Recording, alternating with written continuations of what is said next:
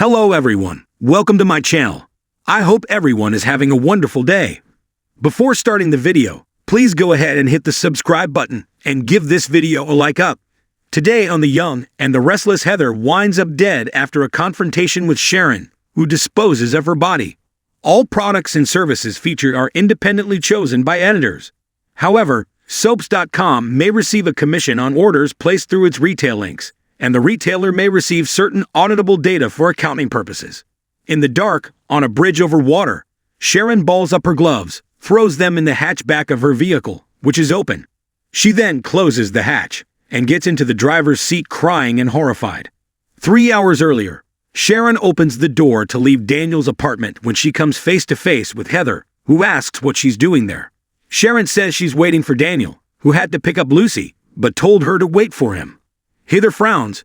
"You're lying." Sharon insists she's telling the truth. Heather tells her to stop it. Daniel had dinner with Phyllis and Summer tonight and is at the club having ice cream with Lucy right now. He definitely did not tell her to wait.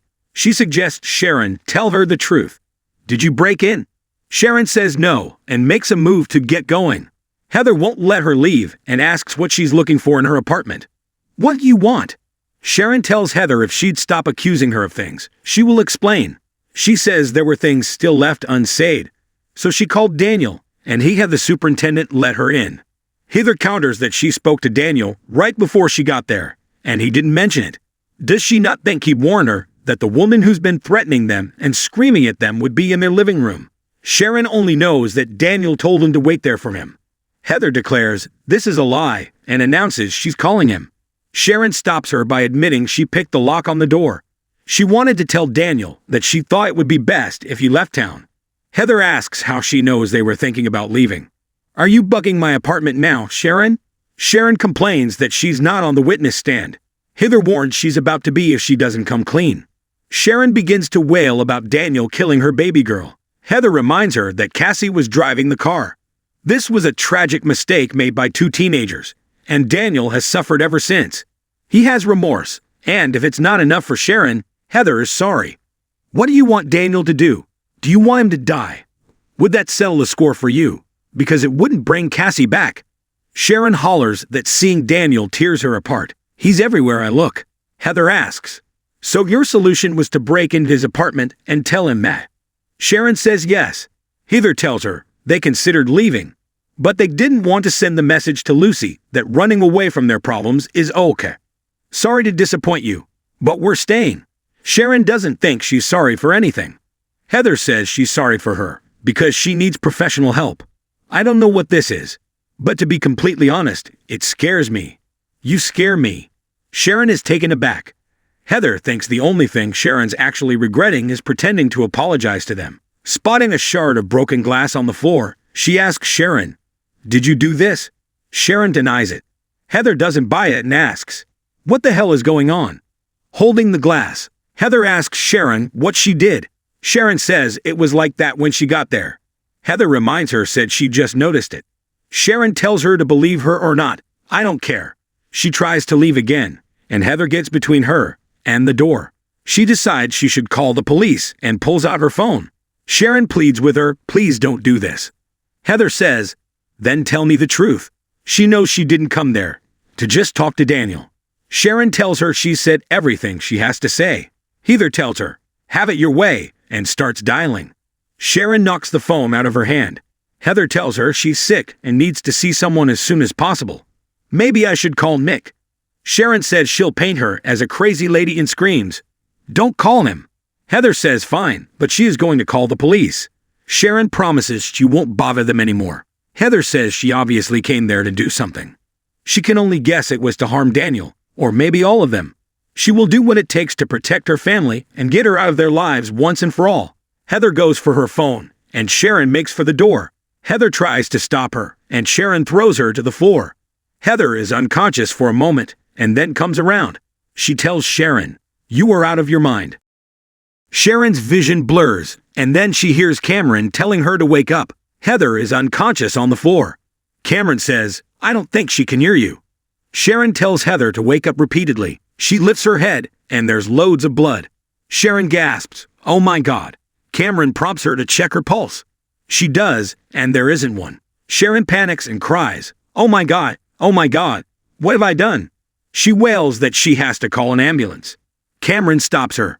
He says Heather is dead, and it wouldn't be a great idea to call anyone right now. Sharon exclaims, "What do I do?" He urges her to calm down. She cries, "How am I supposed to calm down? I may have just killed someone." Cameron muses, "Well, it wouldn't be the first time, would it?" Sharon tells him to shut up. Sharon wonders if she can save Heather, but Cameron tells her nothing she does is going to change the outcome. Sharon sobs and wails as Cameron rolls his eyes. She shouts that she's sad for Daniel and Lucy. How could she have done this? What is the matter with me? Cameron says that's a whole other conversation, but the only thing to do right now is to clean up her mess. It's not like it's her first time getting rid of a body. He urges her to figure out how to make Heather disappear. Sharon won't do that.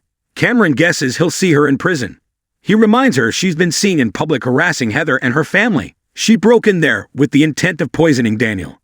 He's sure the police will put it all together. Sharon protests that she blacked out. Cameron chuckles. That's what everybody said.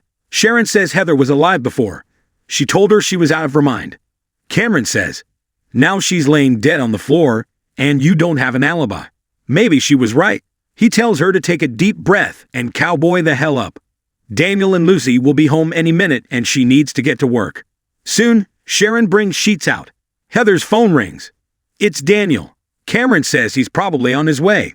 Sharon repeatedly says she's sorry as she wraps Heather's body in the sheet. The blood soaks through and Sharon reels. Cameron urges her to hurry up.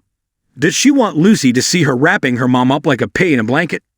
Sharon finishes wrapping and tying up the body. Cameron tells her she'll have to dispose of the body. People will be looking for Heather, Daniel, Lucy, Nick. Sharon asks why he keeps bringing him up. Cameron points out her biggest fear is Nick abandoning her. Sharon turns back to the task at hand. She wipes up the remaining blood, gathers the glass shards, and drags the body out by the elevator. Cameron points out she's leaving a trail. Sharon gets to cleaning up more blood. Finally, she gets the body into the stairwell and drags it down to her car. Opening the hatch, she puts Heather's body inside and closes it up. Sharon looks around in the dark and then goes back upstairs. In the apartment, Sharon looks around and picks up a stray piece of glass. She takes out the trash containing the rest of the broken glassware and puts it all in a tote bag. She also puts Heather's phone, purse, the empty bottle of whiskey, and the bloody towels inside. Turning out the lights, Sharon leaves the apartment.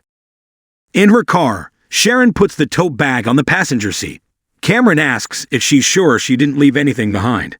He warns the tiniest bit of evidence could send her to jail for life. Sharon assures him she got everything. She took her phone, purse, and even the empty bottle of whiskey. Cameron's impressed. He tells her, one more stop and you can go home. Sharon starts driving. Eventually, Sharon stops the car and gets out. She opens the hatchback and pulls Heather's body out. She's on a bridge over water. Sharon hoists the body up over the railing and says, "Please, forgive me," before pushing it over and into the water below. Distraught, Sharon closes the hatchback after throwing her gloves inside. She gets back into the driver's seat and starts sobbing and wailing while banging her hands on the steering wheel. Back in the motel room, Sharon sits on the bed and cries. God, what have I done?" Cameron says, "I understand how you feel." Sharon asks, "How could you? You were a monster. He never had a soul." Cameron tells her that blaming him won't get her anywhere. "You own this, Sharon. At some point, she'll have to accept it." Sharon asks how she accepts this. How does anyone accept something like this? Cameron thinks they're similar. Sharon says she's nothing like him. Cameron says if she gets caught, the police will beg to differ, as will her family. Sharon panics. Is she supposed to just pretend like nothing happened? Cameron says, "Yep, that's what you do." She'll have some bad nights, but she'll have to find a way to hide it.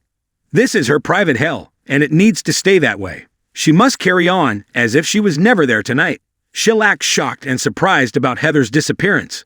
There is nothing that ties her to any of this. Sharon thinks the police will want to talk to her. Cameron assures her she'll come up with an ironclad cover story, but she can do that tomorrow. Tonight, it's Oak to grieve. Sharon asks, "Grieve for who?" Cameron says, "Yourself to start. If she can't find a way to live with what's happened, she'll lose everything." She'll have to convince herself that none of this ever happened. Can you do that? Sharon replies, I don't know. Next on The Young and the Restless, Sharon looks back on her memorable moments in celebration of Sharon Case's 30th anniversary.